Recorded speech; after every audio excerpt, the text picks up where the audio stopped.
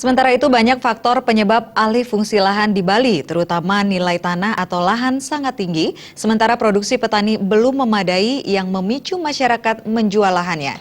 Untuk menekan alih fungsi lahan di Bali saat ini, sangat diperlukan komitmen stakeholder, terutama pemerintah daerah.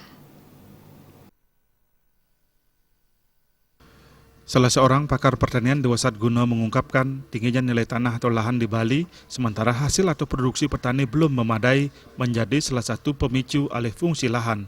Untuk menekan alih fungsi lahan, menurutnya harus ada komitmen kuat dari semua stakeholder, terutama pemerintah, dalam kebijakannya jika lahan sudah diperuntukkan untuk persawahan, jangan diberikan izin merubah.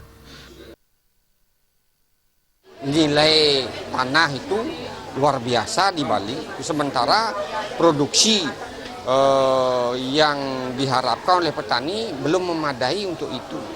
Oleh karena itu, saya pikir alih fungsi lahan ini harus ada komitmen kuat di antara semua stakeholder, terutama misalnya pemerintah.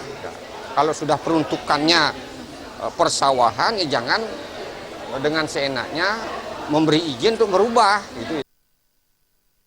Ditambahkan, peran pemerintah sangat penting dalam memajukan pertanian. Apapun yang dilakukan dalam intensifikasi pertanian, jika kesejahteraan petani tidak tercapai, mereka akan merubah kegiatan pertanian. Untuk itu, pemerintah juga harus mendorong petani kreatif dan inovatif, sehingga kesejahteraan petani semakin meningkat yang akan berimbas berkurangnya pada alih fungsi lahan di Bali. Pera Widya dan Riasa, Bali.